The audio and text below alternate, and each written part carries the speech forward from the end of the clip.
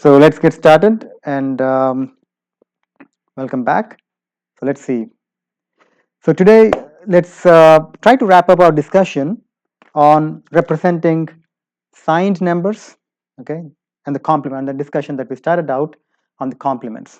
Okay, so let's get started. Uh, so in the last class, just to get a quick recap of what we have done in the last class, right?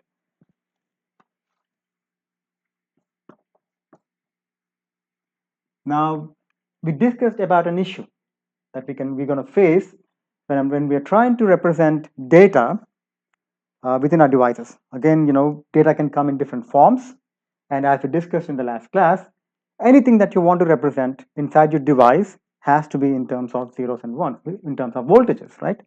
And when I say zeros and ones, these correspond to voltages. Okay. Now, how do we do that? Right. Now we've seen how data can be represented. We have seen how signals can be represented in terms of sampling and quantization and so on, and then converting the quantized values into your binary codes, if you will. Each level of the quantized value would be converted into a corresponding binary code. Now, binary code consists of zeros and ones. 0 corresponds to, let's say, 0 volts. 1, the level 1, or the logic level 1 corresponds to 5 volts, just as an example. Okay. So that's what we have discussed before. Now, what about signed? Oh, wow.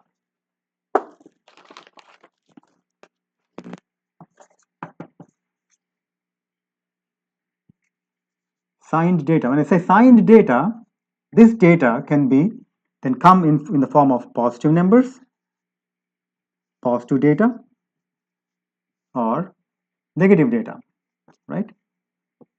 Now, on paper, it's obvious. On paper, all I have to do, I don't really have to think much.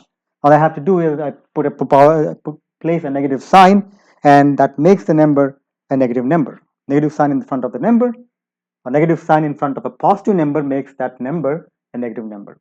So it's very obvious. Okay. Now, what about if I want to do that in the device, right? And in the last class, we looked at one possible way. One possible way of doing that is through using what is called sign magnitude representation, right? And that's very intuitive. In fact, one of you actually gave that idea in the last class. So when I'm given a binary number, all I have to do is, let's say you have a 4-bit binary number. You reserve one of the bit, the most significant bit, to represent the sign. Okay, so 0 represents positive sign, 1 represents negative sign, and the rest of the bits to represent the magnitude of the number. Okay, and that's what was called the sign magnitude representation. Okay, all right. And we have quickly realized that even though it's very intuitive, we have a problem, because when I'm doing regular arithmetic operations like additions and subtractions, when numbers are represented in sign magnitude representation, the result of the operation is not very obvious. As in, when I take a negative sign, add it to a positive number, a negative number, add it to a positive number, what I'm getting is not consistent with what I expect to get, right? So it's not very obvious. It's not very practical way of doing things. Okay, and that led us to the next idea of the complements. Okay, and we'll see how the complements actually work. Okay, now, and so it's very important that you understand how complements work, because we'll be using this throughout the rest of the semester, the concept of complements. All right, so we'll start. And in the last class, we looked at the how to obtain the 2's complement. We defined, well, we generalized it to r's complement, where r is the base. Okay, and we also defined what the r's complement of number is for base r system. For base r, quickly, the definition itself is pretty simple, right? All you have to do is, if I want to find the r's complement of a given number m, okay, where m is in base r is, let's say lowercase n digits long, so that's basically a digits long. So the general definition of r's complement is basically you take r, raise it to the power n, right? where n is the number of is the size of the number, is the size of the number that whose number you want to compute the complement of. Okay, so m in this case is n digits long, so that's basically r to the n minus m, the given number. That's it, as simple as that. Now, if I want to do everything in base r, this is not base r. This operation that I represented there is not in base r, right? Because base r, we don't have a number called r to the n in base r. I hope that makes sense. Just like we don't have a number 8 to the cubed in base 8, right? If I want to express 8 cubed in base 8, what would that be? We have discussed in the last class. It's basically 1, 0, 0, 0 in base 8. Something to remember, because we'll be getting back to that in this class. Okay, just keep that in mind. All right.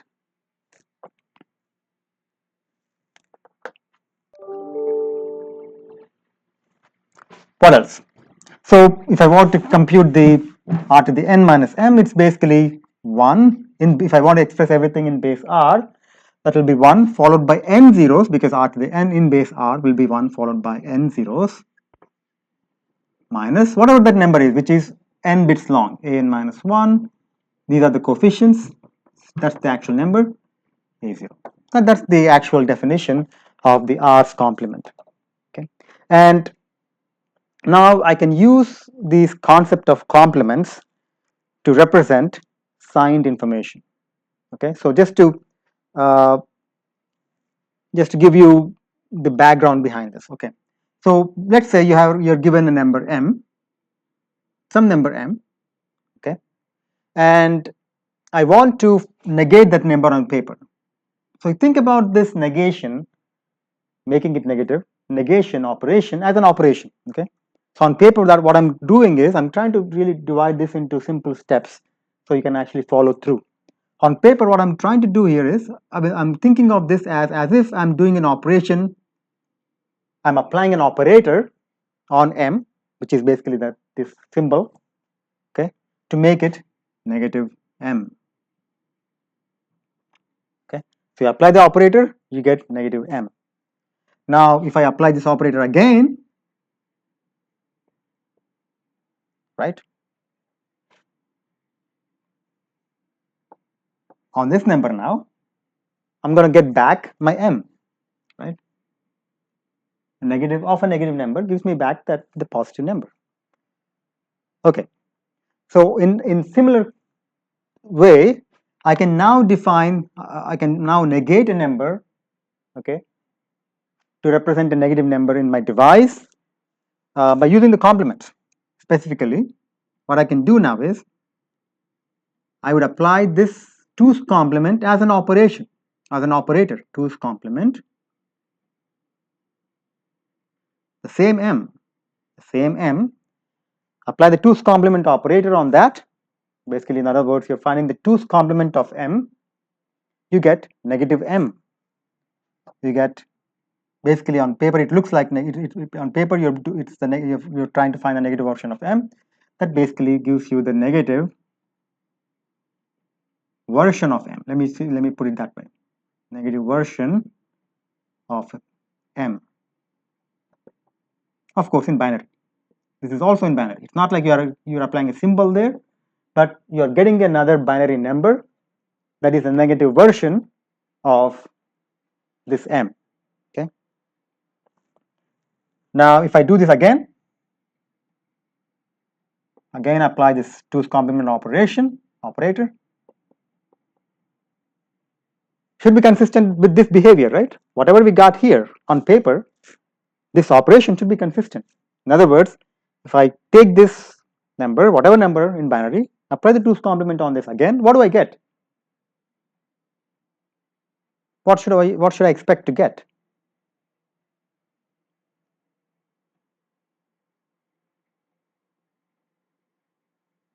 I should expect to get, because again negative of a negative, because again I'm trying to negate this twice, because every time I'm doing 2's complement, I'm negating that number. right? Just like here, negative of a negative number is m, positive number, right? So I should get back m. So these properties should be consistent. Okay, so just keep that in mind. So all you're doing with the 2's complement is you're finding the negative version of a positive number, or or vice versa. Okay. Now the only difference here is I don't have a symbol. It basically gives me, when I'm working with a binary number, I'm basically, by finding the 2's complement of that binary number, I'm obtaining a negative version. Basically, it's also a binary number, but a negative version of m. I hope that makes sense. Now, how do I make this obvious? Like when I see a number, how do I know if it's a positive number or a negative number? Right? That's another question we have. Okay. All right. So this is what we have done in the last class. This is where we left in the last class. Again, taking the example of 4-bit numbers, you have a range going from 0, 0, 0, 0, 0, 0, 0, 1, so on, 0, 0, 1, 0, so on, 0, 1, 1, 1.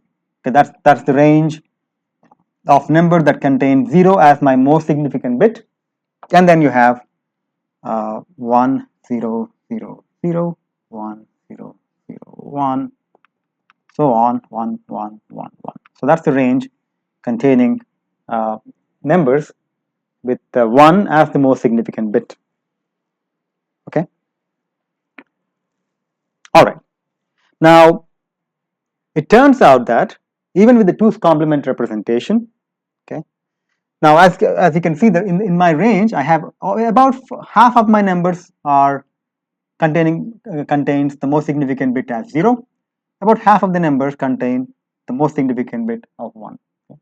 So even with the 2's complement representation, I can define such that my if a number containing the most significant bit of 0 would represent, even in 2's complement representation of signed numbers, representation of signed numbers, okay, most significant bit of 0 still represents a positive number. Most significant bit of 1 represents a negative number.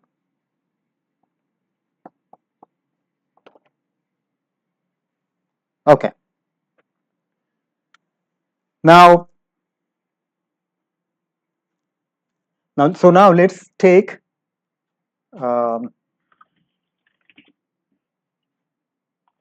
a number.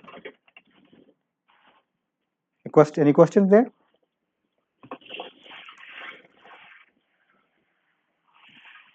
I believe it's a caller. Okay. All right. So let's take a number. Okay. Let's take a positive number now. All right. Now again, the positive number, that means my positive numbers go from 0, 0, 0, 0 to 0, 1, 1, 1, right? For 4 bits. That's the range of positive numbers. I choose a positive number. Let's say, I choose 0, 1, 0, 1 as an example. Now, what would that represent? That is in decimal, that will be plus 5, right? Plus 5, yeah. Right? The most significant bit is 0. And again, when I'm looking at the magnitude, I'm looking at the whole number now. It's plus 5. All right. If I want to negate that, what do I do? On paper, of course, all I have to do is put negative sign in the front. That's what I would get. So I operate this number with a negative sign. I get a negative version on paper. If I want to negate that using the 2's complement approach, what is the number, what is the negative version of this number I would get? Again, recall, how would I find the 2's complement? Again, the size n, the small n, or the number of, or the size of this number is 4, right? I have 4 bits, 4 digits or 4 bits. The number of my size is 4. My base in this case is 2. That's because I'm working with binary. My base is 2. So I find the 2's complement of that number. How do I do this? That's 2 power 4 minus that number, right? Of course, I need to express 2 power 4 also in binary, which basically makes this 1 followed by 4 zeros minus that number 0, 1, 0, 1. What do I get? If I subtract 0, 1, 0, 1 from 1, 0, 0, 0, 0, you can find it, right? Is that right? So let me see, 1, 0, 0, 0, 0 minus 0, 1, 0, 1. Again, remember that in my device, in my memory, the number of bits is fixed. If I'm dealing with 4-bit memory, I only can deal with 4 bits. I do not have the luxury of adding an additional bit for each memory location. That's simply not possible. Because that's how the architecture is designed. And memory, when I'm working with memory, so that's correct. So that's 1, 0, 1, 1. So that's you subtract again, you borrow. That's 1. That's 1. That's 0. That's 1. And that will give me 1, 0, 1, 1. Again, my most significant bit is automatically changed. That represents the negative number, and I get the negative version of that given number. Okay, so by looking at this, I should know that this represents a negative number.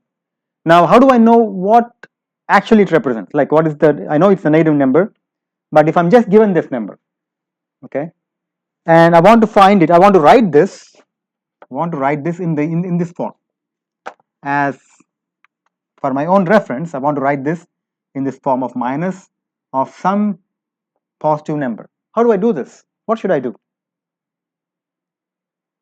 Let's say you're given this number and say that this is a signed number. I want to represent that number in this form. What should I do to get that form? It's a negative of the positive version of that number, right? I want to write this in this form. This is negative. I'm writing this negative number as negative on paper as negative of a positive version of that number. So how do I get the positive version of that number, or the original number, or the positive number? Yeah, the positive version of that number. 2's complement again. That's it. Just like here, right? 2's complement, I get the negative version of m. Take the 2's complement again, I get the positive version of m. So 1, 0, 1, 1. If I start with the negative number, if I want to know what that positive version of that number is, take the 2's complement of this.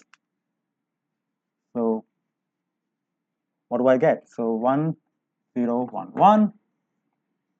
Obviously, I should get back this number, right? If the theory is right, I should get back my original positive number. So let's see if I get that. So that's again 1, that is 0, that is 1, that is 0.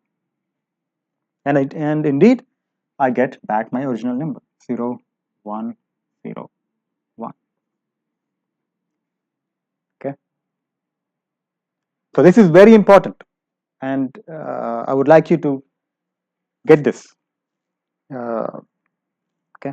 And of course, we'll do a few more examples on this to make this perfectly clear. But you have to get this. It's very important that you get it. Any questions on this before we move forward? I know finding the 2's complement every time with this, with this operation, with the subtraction operation, is not very convenient. We need to find a faster way to do this. And now let's actually look at one potential way to do this a little bit more faster. Okay, if you don't have any questions, let's move forward. Now, let's see some alternate techniques that we can use to find the 2's complement faster, instead of going through that subtraction operation, which is not very convenient every time. I'm going to take this off. So before we do that, let me define another complement, okay, which is called the 1's complement. Again, this is very much related to what we have just done, okay. Or let me call this, just to, if you want to generalize it, because we also generalize the 2's complement with r's complement first. So let's start with, so this is called the r minus 1's complement, where r is the base of my system. So for example, if I'm working with a base 10 or decimal system, then I call this the r minus 1's as the 9's complement. Okay. So the question would be, find the 9's complement of a given decimal number. If I'm working with 8 or base 8 octal, then I would refer that as 7's complement of a octal number system. If I'm working with binary numbers, I refer that as 1's complement of a binary number. Okay? So that's important. How do I define this? It's very simple, very related. All I have to do is, if I want to find the r minus 1's complement of a given number m or n, doesn't matter, let's say m. Now this m is very important. I have to know what is the size of the number. When I say size, how many digits does this number have? Okay, so let's say this m consists of n digits. That's a number consisting of n digits long. Then I define my r minus 1's complement as r to the n, similar to what we have seen before, minus m, exactly same, minus 1. That's the only difference. You're basically subtracting, you have that additional term in the expression for the r minus 1's complement. All you're doing, in other ways, or in other words, you can call, or you can compute r minus 1's complement as r's complement minus 1. So if you already have the r's complement of a given number, then finding the r minus 1's complement is as simple as subtracting 1 from that given number. That's it. And you got the r minus 1's complement. Okay. All right. Why do we even have to do this? Why do we have to, even look at this? And you'll appreciate it now, why we want to do this. Now, if I want to compute this, let's say, in fact, it actually makes the computation of r's complement simpler. Okay. Just to give you an example, let's say you're in base 8. I want to find the 7's complement of a given number 3, 2, 5. Okay. How do I do this? Again, I do the definition. That's 7 to the, again, that's 3, right? 3 digits, 7 cube. I want to express that as in base 8. So of course, I'm sorry, that's not 7 cube. That's r, right? My r is still 8. So that's 8 cubed minus that number. So I would express 8 cubed in base 8 as 1 followed by 3 zeros. No, followed by 4 zeros. I'm sorry. That's right. No, 3 zeros. Yeah, 3 zeros. 1 followed by 3 zeros minus 3, 2, 5. Again, everything is in base 8. 8 cubed expressed in base 8 is 1 followed by 3 zeros minus 3, 2, 5. Or minus 1, because I'm finding the 7's complement. So by definition, that should be minus 1. Now, of course, I can rearrange these terms. So what I will do is I'll compute what is 1, 0, 0, 0 minus 1 minus 3, 2, 5. It's just a matter of rearranging the terms. So what is this? I will compute this first. So 1, 0, 0, 0 minus 1 in octal system. What would that be? 777. Perfect. So that's 7. So basically what I'm doing is I'm taking this 777 number, subtracting 325 from that number. Now the good thing is I don't have to worry about borrowing anymore. Okay, because borrowing and doing the subtraction operation in a different base can be at times confusing. But this one eliminates that completely. I don't have to borrow anymore. It's simple subtraction now. So I have to basically take every digit, subtract it from 7. So that's 2, that's 5, that's 4. Okay. Now I can generalize this, right? Because this is always r to the n minus 1. R to the n minus 1 would give me a number, something similar to this, right? In other words, if I were to do this in, let's say, base 16, I have some number, A, B, E, F. I want to find the 15's complement, or F's complement in this case, because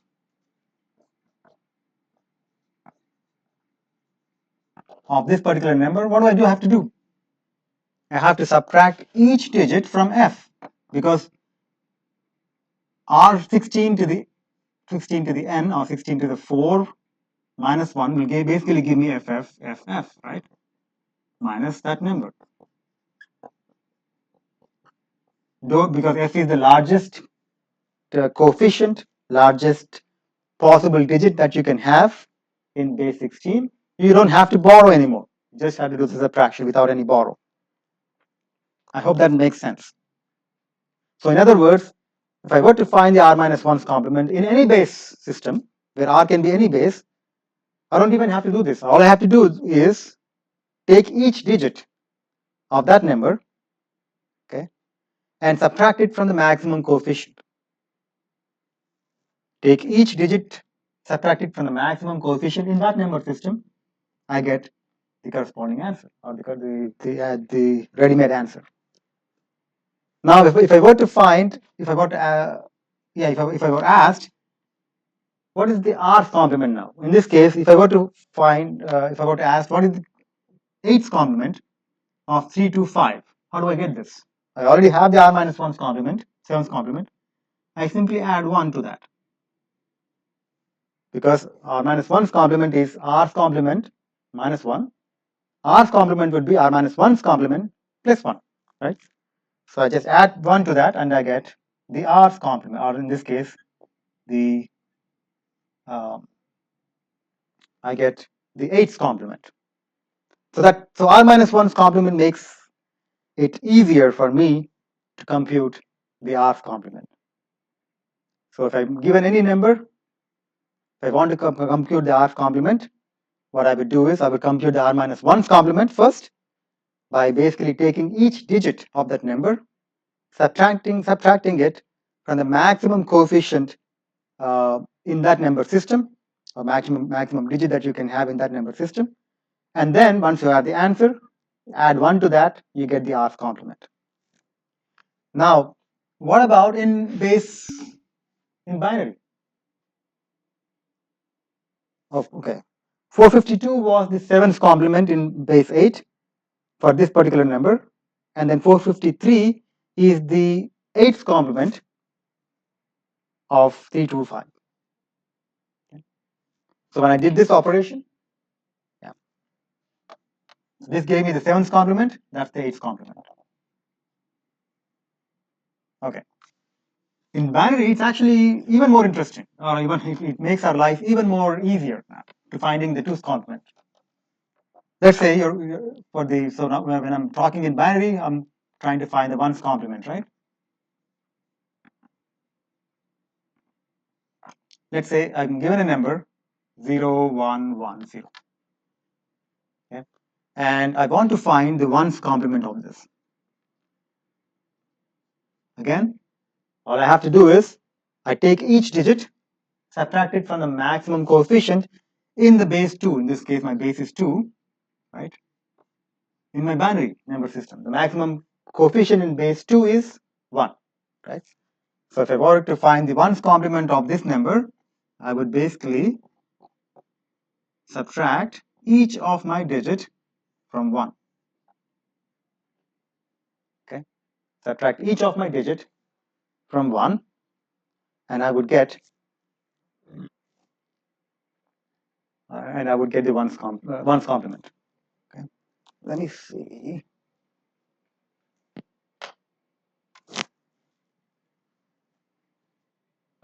Okay.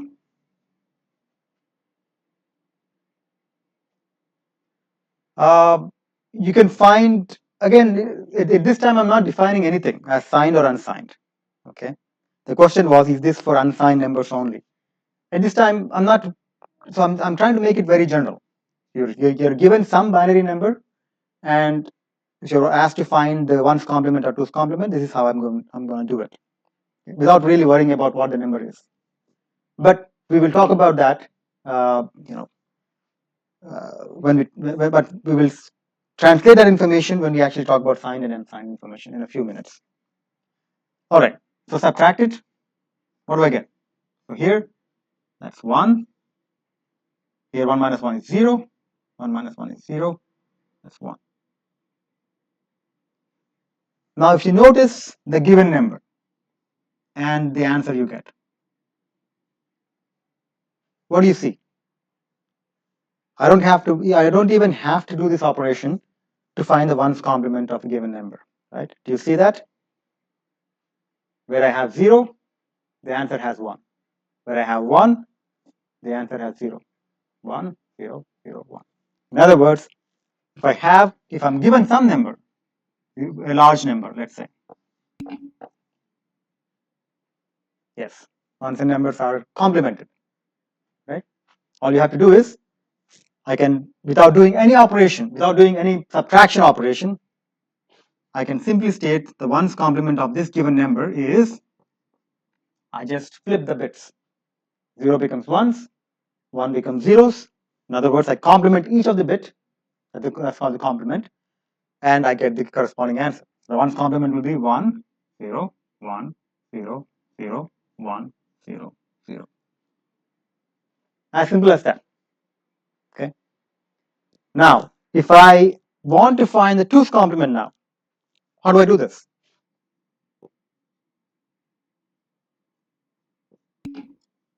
You add 1 to that. Absolutely. You got this, the ones complement, you add 1 to that, and I get the twos complement. That's your twos complement. No need to do any subtraction operations anymore. You can just directly, flip the bits, get the ones complement, add 1 to that, you get the twos complement. Makes our life easier. Okay. Any questions on that? So that's one way of finding the twos complement quickly without doing any computations. Absolutely. You can do this for homework. Yes. You can apply this approach. Now, there's another even easier way to do this. Okay. But and it's very important that you know both of these ways. This is one way of doing this, taking the ones complement of a given number by flipping the bits and then adding 1 to that to get the twos complement. Okay. All right. Another way of doing this is you can actually read out, even without doing the ones complement operation, you can basically read out the twos complement. This is how you would do it. So let's say you're given some large number, 0, 1, 0, 0, 1, 0, 0, 1. Okay. You start with the rightmost bit.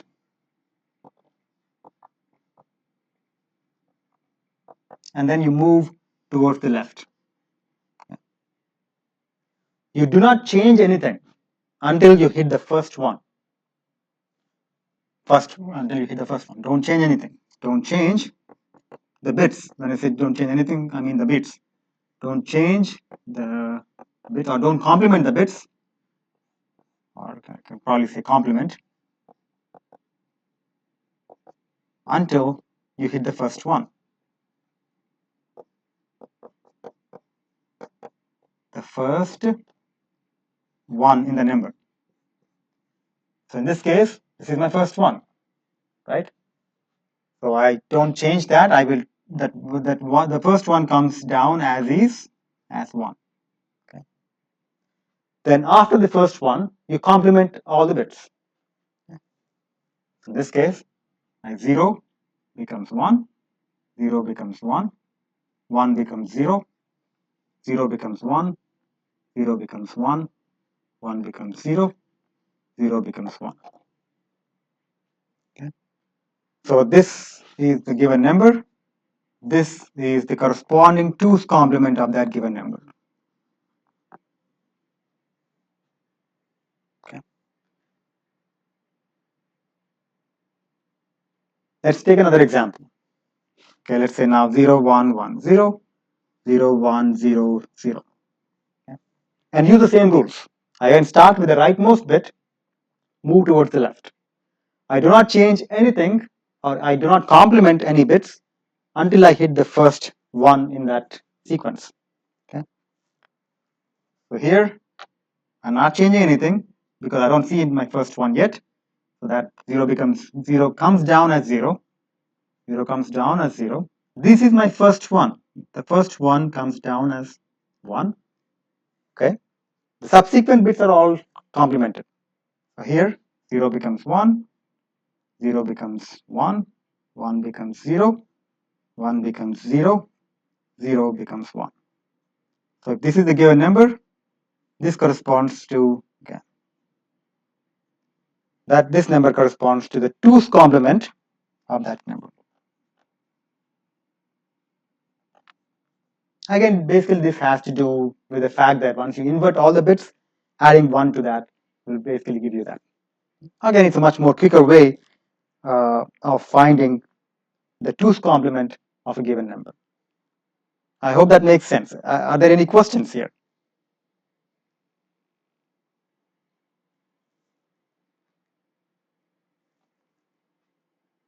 Okay, so that's good. Now let's get back to our discussion on sign numbers.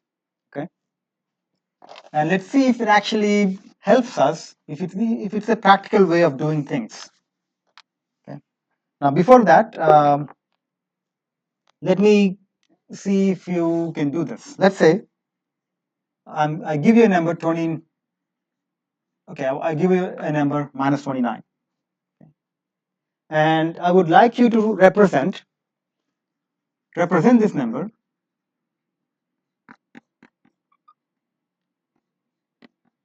as a 8-bit signed number. Now, when I say signed number, if I do not specify anything else, then you have to assume it's that I'm referring to the 2's complement representation only. Okay, because that's how you represent things in real life. You use 2's complement representations. Okay. Now, if I want to represent this number as an 8-bit signed number, how should I go about doing this?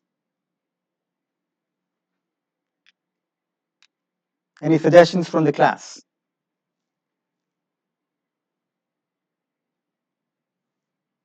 Minus 29.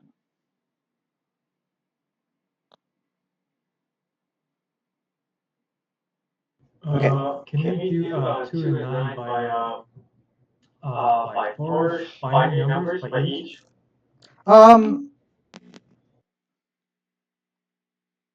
Well, again, this is in decimal. Okay, so that is in decimal. So what I would do is, you're getting there. Yeah, that's right. So you're almost halfway through. Okay, but what we need to do is, instead of finding the individual digits and finding the binary equivalents, because that will give you, if this number was supposed to be in hexadecimal, that's exactly what I would do it.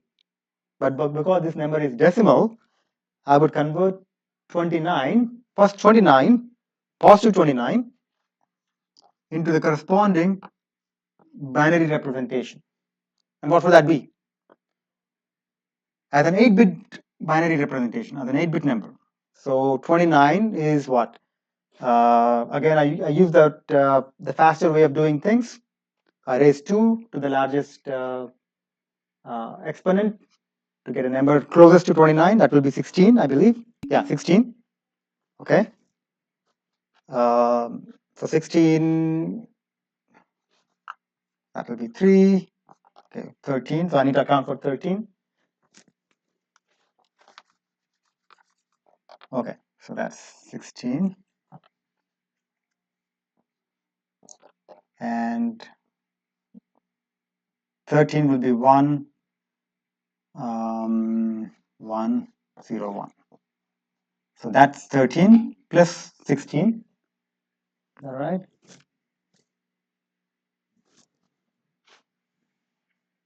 And I specified this to be 8 bits.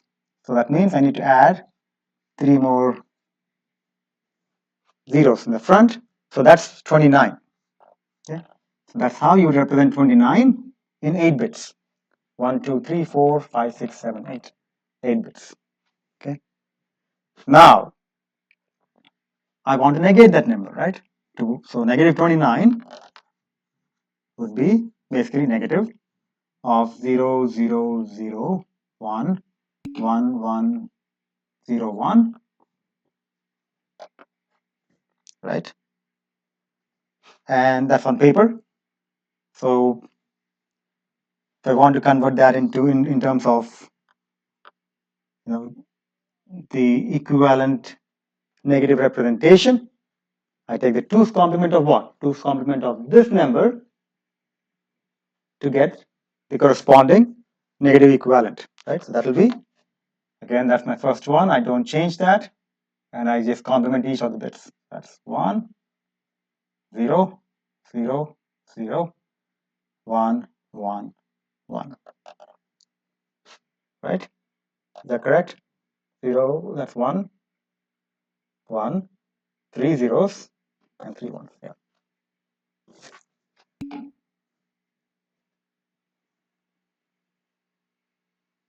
Okay. Does it make sense? So if again I start with the positive version of the number, given number, and then I negate that using the 2's complement. Okay. That's how I get.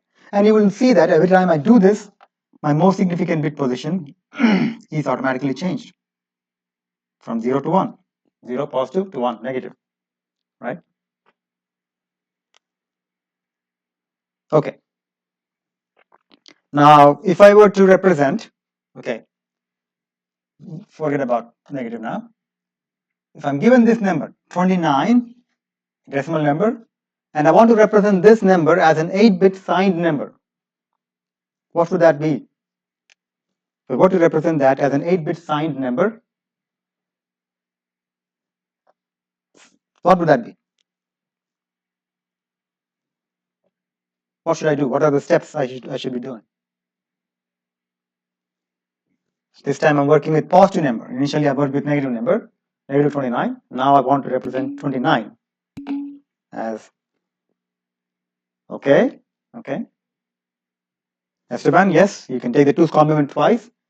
Do you have to do that though? Because if I take the 2's complement twice, I get back the same number, right? So I don't have to do anything. I simply find the binary equivalent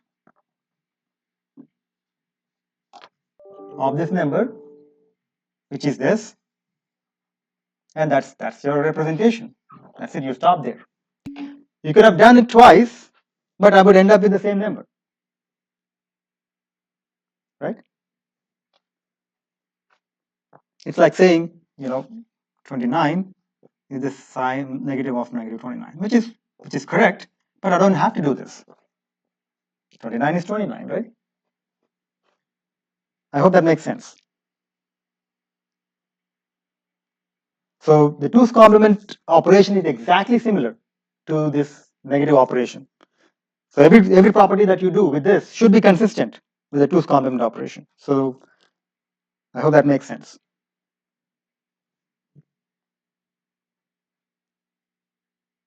Okay. Now Let's take one more example. And now let's see if this is practical. In other words, if I start working with signed numbers and which are represented in the 2's complement form, and if I do some computation between them, would I be getting answers that are consistent with what I would be getting if I were to do that operations in paper using actual, negative numbers and positive numbers? Let's actually do that. So you'll have a good appreciation of this representation. Before, we have done the same thing with sign magnitude representation, and that completely did not work, right? So let's do that. So let's okay, 0, 0. Let's take two numbers. All right, 0, 1, 1, 1. Okay, and I would like to take 1, 0, 1, 0. Okay, you're given two numbers. I say that these are signed numbers. These are 4-bit signed numbers. If I ask you what does this number represent in decimal, what would that be? 0, 1, 1, 1. What number would that represent in decimal? I know that that's a positive number because the most significant bit is 1. That's 7. That's it. You just take the decimal equivalent of that number, and I will get that. What about this? And both of these are signed numbers. The most significant bit on this number is 1. That signifies that it is a negative number. But if I want to represent this as a negative of some number, what will that be? Negative 2. How do I get this? Again, if I want to represent this as negative of some number, or in other words, negative of some positive 4-bit number, I would take the 2's complement of that, which is 0, 1, 1, 0. So that's not negative 2. This is not sign magnitude representation, right? If I'm given a negative number, if I want to find if I want to represent this, if I want to write this as negative of some positive number, so I need to get the positive version of that number, right? Yes. So I need to take the 2's complement. So let me actually write that step down. So that will be negative of the 2's complement of 1, 0, 1, 0. Why am I doing the 2's complement? Because doing the 2's complement of this number will give me the positive version of that number, which is 0, 1, 1, 0, which is negative 6. Okay, so that will be negative 6. Very important. That's why I wanted to do this. Not negative 2. We are not, again, you need to forget about sign magnitude representation. That was just for some intuitive understanding, but that's it. So now you need to just wipe that out and embrace the 2's complement representation. I hope that makes sense. So negative 6. Now what I would like to do is, I would like to add 0, 1, 1, 1 plus 1, 0, 1, 0 and see what I would get. On paper, if I were to do that, what do I get? Plus 7, I'm adding plus 7 to minus 6. The answer should be 1, plus 1.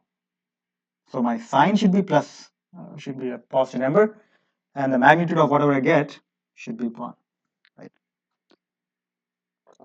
All right, do I get that? So let's do this. So I have 1. 1 plus 1 is 0. 1 plus 1, as in 1 plus 1 is 1, 0. So 0, 1. 1 gets carried out. 1 plus 1 is 1, 0. 0, 1. 1 plus 1 is 1, 0. 0, 1. Again, I'm interested in the 4 bits because I'm constrained to have only 4 bits. My answer will be constrained to fall in that 4 bits. So anything excess is basically discounted. And the answer is 0, 0, 0, 1, which is basically 1. So these two are now consistent.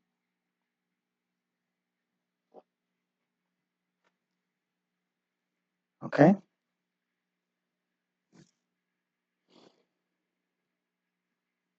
And you will see that this works all the time. You take any numbers, as long as the answer lies within the range. That's very important. Sometimes, for example, here, let me actually take one more example.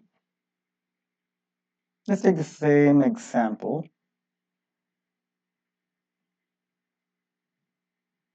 Okay, let's take one more example.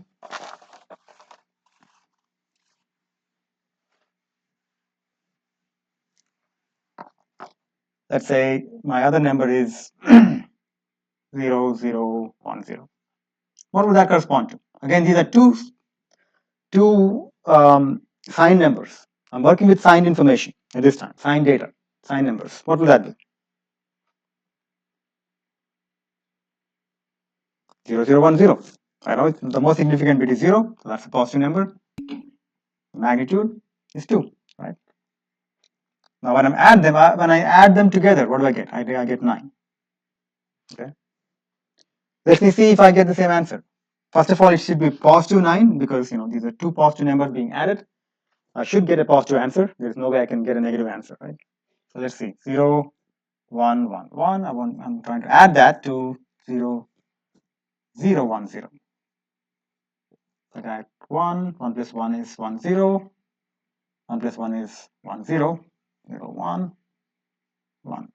Is this the right answer? Again, I'm working with two signed numbers. So the answer I'm getting should also be a signed number. So I expect an answer to be a signed answer. So what do you think? I got some answer? Yeah, that's correct. Got it. You have to be very careful here. Yes, on the first look, it does look like it's a correct answer because I have plus 9 here. 1001 is 9. If I convert that to decimal, that will be 9. However, because I specified this to be a signed number, I need to make sure that my sign is correct. And indeed, my most significant bit is 1. That implies that this would be read as a negative answer. But what happened? Why did we fail here? Why did we not get the right answer? Why did we get something different? Why did we get a negative answer? We should be getting a positive answer, right? So what could have happened here? Any guesses? Yeah, that's correct. Because this number, the answer I'm supposed to get, falls beyond the range. But I'm working with 4 bits.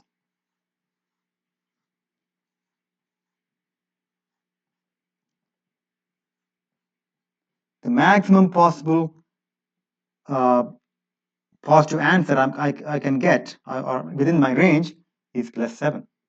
0 to plus 7. That's the maximum possible positive answer I can get when I'm working with 4 digits, because the rest of the numbers are all negative, right? Because my most significant bit is a 1. Now this particular answer lies beyond the range,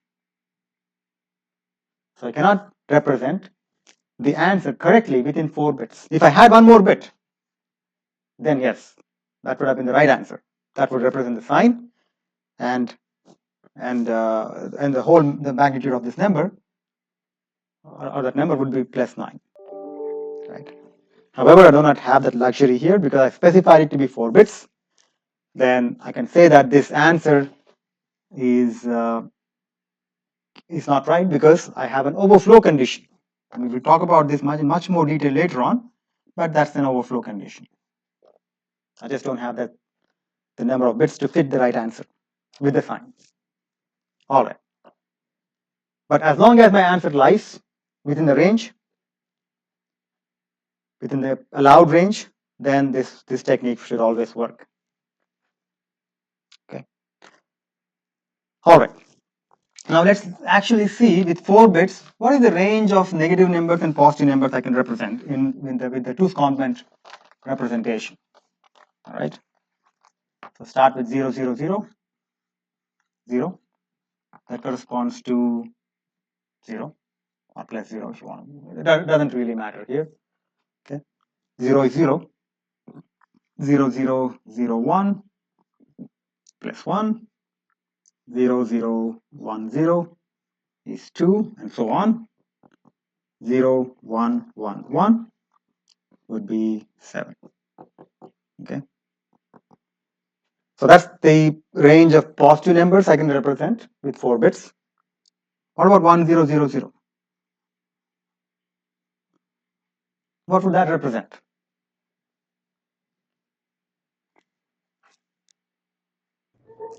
The unknown sign is B8, but this sign is negative 0. Negative 8. Okay, this is, okay. If I'm given this number, all right, first of all, it's negative number, right? And I take the 2's complement of this.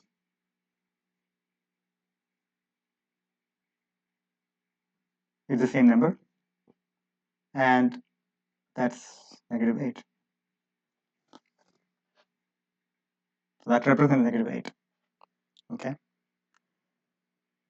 Let's look at other numbers, and we'll if you still have questions on that, we'll come back. Okay. What about 1, 0, 0, 1? What would that represent?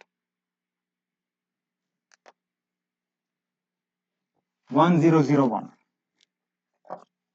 I see that. Again, I want to express this as negative of some number, or some positive number, right?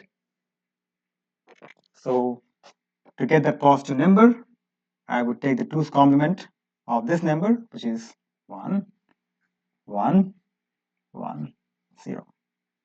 That's negative 7. Okay. 1, 0, 1, 0, 0, 0, 0, 1, 1, 0. Same thing. 1, 0, 1, 0 is a negative number. Most significant bit is a 1. If I want to express this as negative of some positive number, that will be 0, 1. Take the 2's complement of that number, 0, 1, 1, 0, which is negative 6. And so on. Finally, we have 1, 1, 1, 1, 1, 1, 1, 1. I want to represent this as a negative of some number. Take the 2's complement of this, it is 1, 0, 0, 0, negative 1. So the range of numbers I can represent, okay, using 4 bits goes from plus or 0 to 7, that's the range of positive numbers, and then minus 1 to minus 8, that's the range of negative numbers. Okay. As long as when I'm doing the computation between these numbers, as long as my answer is supposed to lie within the range, the positive answer as well as the negative answer, then I won't have the problem of overflow. Okay. Otherwise, then I will have the problem of overflow, and I have to have some kind of or some means of detecting that, which we will talk about that in much more detail later on. But at this time, let me pause and let me see if you have any questions. Yeah, how did you get a negative 8? Negative 8. Okay. So we have 1, 0, 0, 0. Okay. Number 1. First of all, the most significant bit is a 1. So I know that that's a negative answer. Okay. And if I take the 2's complement of this, or if I want to represent this as negative of some positive answer, then the 2's complement of that is also this. And the magnitude of this one, because that's the 2's complement, now that's actually 8, right? So that's negative 8. Now, you may be confused why we are getting the negative of a negative answer, right? But if you think about this as, if you think about this as negative of a positive number, then this does not look like a positive answer, right? So that's kind of confusing here. The reason is because I don't have a positive 8. I cannot represent positive 8 within this range. If I had this, let me see. If I had one more bit here that looked something like this, if I had something like this, 1 1 0 0 0 0, then I would have gotten this 0 0 0 1 0. Now that looks like a positive number, and that corresponds to negative 8. Placing a 1, you will see that placing a 1 here really does not change the value of the number. As long as they are signed numbers, placing an additional 1 there doesn't change the value of the number. Now in this case, only this particular example is kind of different from the others because unfortunately, or fortunately, it doesn't matter, we don't have a way of representing plus 8 with 4 bits. So 1000 is a negative number and it's negative 8. I hope that makes sense. Does it clarify things a bit or no?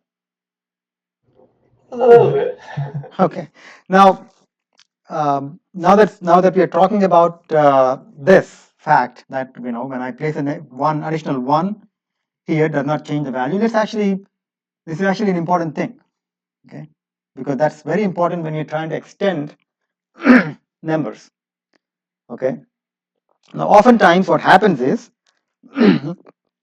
like I mentioned, your memory locations, each memory location is has fixed number of bits that you can work with, right? If I'm working with, as a simple example, let's say if I'm working with a 4-bit computer, okay, my memory, each location would be holding 4 bits of information at a time. I cannot exceed that. Now, what if I want to store 8 bits of information? What do I do?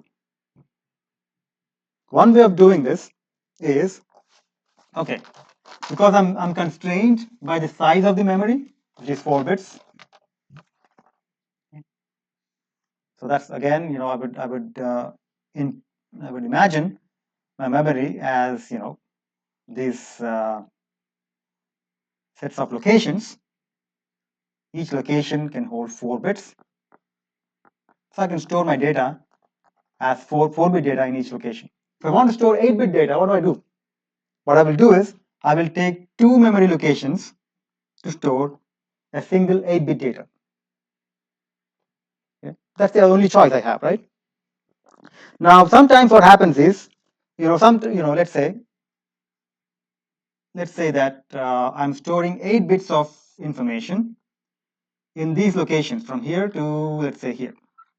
That means each 2 bits, each 2 memory locations would constitute one single 8-bit data. Okay, so a combination of 2 memory locations would constitute one data point or one data, point. Okay, let's say here. And from this location to this location, I'm basically storing in terms of 4 bits, 4-bit data, 4 bits, 8-bit data. Now, when I'm trying to operate, when I'm trying to do some computations between 8-bit data and 4-bit data, of course they're not same length, right? So one important thing I have to do when I'm trying to do any computations, especially signed operations, it's very important that I convert them to contain the same size. Okay.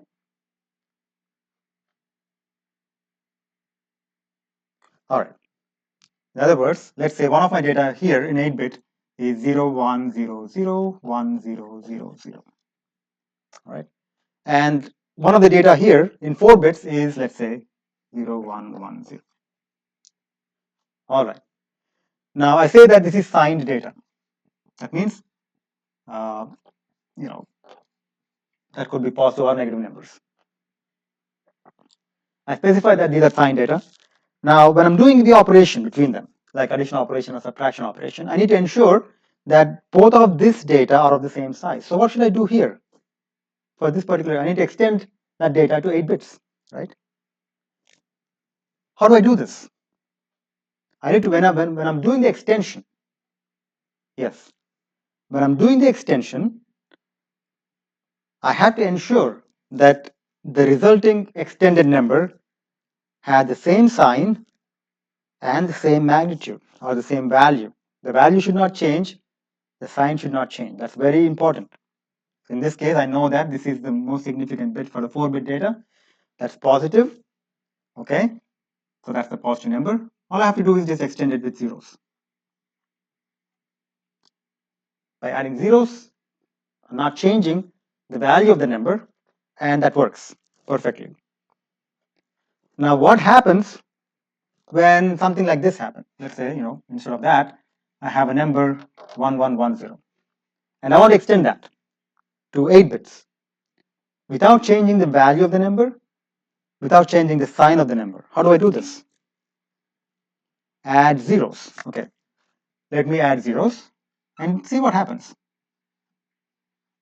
Now, if I add zeros, the problem is my most significant bit now is this, right? And if I were to look at this number now, fresh, I would see this number as a positive number. Initially, it was negative. By extending it with zeros, I made it positive, right? But you're right. I do not just by looking at it, it doesn't appear that I've changed the value of the number. But unfortunately, by adding zeros, that's exactly what I've done. I did change the sign of the number, and in fact, I also changed the value of the number. Because initially, what was that? Initially, I had 1110, and if I want to, so what is the value of the number? Along with the sign, what would be the value? How do I represent this as negative of some number, of some 4-bit number? Again, take the 2's complement of this number, 0, 1, 0, 0, which is negative 2, right? Now, what is the value of this number now? The screen? Not yet.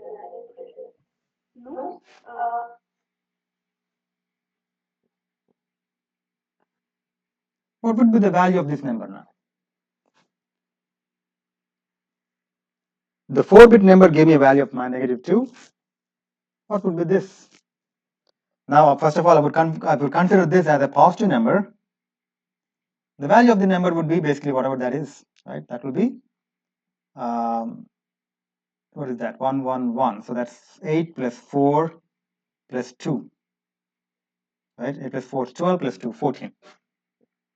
That's 14. So I'm changing the sign as well as the magnitude or the value by extending a negative number with zeros. So I'm glad that you actually suggested that, because that now I can show why that may not work. What is the other alternative? What should I do?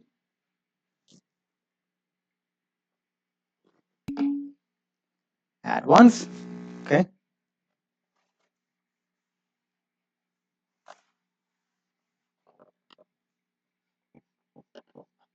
Instead of zeros, I add ones.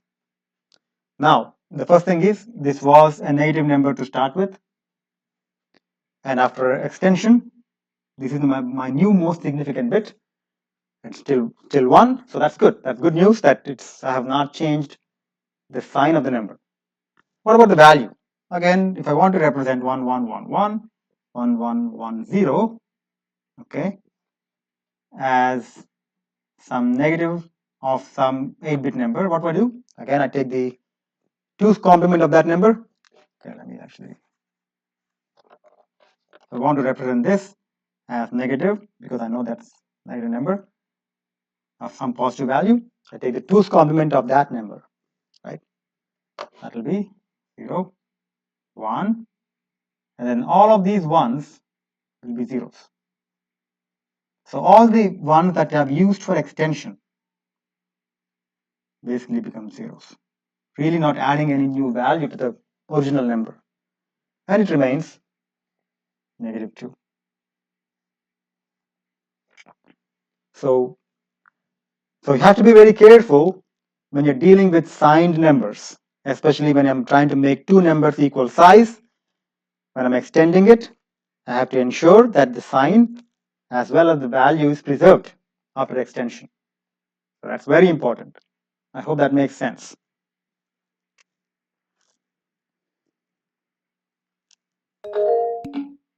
Okay. Yes. Okay. Esteban, do you have a question? Yeah, I was wondering. So to represent a negative signed number, do we always have to use the two's complement to find the magnitude? To represent a negative signed number, you would start with a positive equivalent or a positive number, and then take the two's complement of that number to find the negative equivalent number, just like what we've done here, right? If I want to express negative 2 as an 8-bit number, first of all, in the first step, I would represent positive 2 and then negate it. Positive 2 as a 8-bit binary number, which will be 00000010. Then I would take the 2's, and then that's the positive value, and then I take the 2's complement operation. I place the 2's complement operation on this number, which is equivalent to saying, placing a negative sign in the front, which will get me that 11111110. So these two numbers are equivalent. So this is how you would represent this in the computer. This is how you would write it on paper. Does that make sense, Esteban? Okay, yeah. I guess a better way to ask the question was when reading a signed negative number, you have to find the two's complement to find the magnitude. That is correct. Yes. Okay. So I'm reading, so you're given some negative number. If I want to find what that represents, then I would represent this as negative and find the 2's complement of this number to get the positive equivalent. That's correct. Okay. Because again, Thank you. yes, because all you're doing is 2's complement is nothing but the negation operation, right? So if I negate this twice, again, so you're starting with a negative number, something like minus n. If you negate this twice, you get back n, right? So you're starting with a negative number. In the bracket, I want to get the positive number, positive version of that number. So you negate it twice, put that in the bracket. Does that make sense? The concept? Yeah. Okay. Because again, very important that you get the concept, not just remember it, but you need to know why that works all the time. How does it work in principle, right? And yeah, I hope that makes sense. All right. So how do we do this? The addition or subtraction operation now quickly. When I say 2's complement subtraction, we just have 2 minutes, but I'm just it's actually very obvious now. It becomes very obvious, right? What I'm doing now, I'm trying to do this operation, n minus n. Okay. On paper, I can also write this exact same operation as if I'm doing this as a addition operation as m plus negative n, right? Exactly the same thing. Make sure that m and n are same size. As I mentioned before, m and n should be of the same size. So you need to extend them depending on what those numbers are specified as. Okay.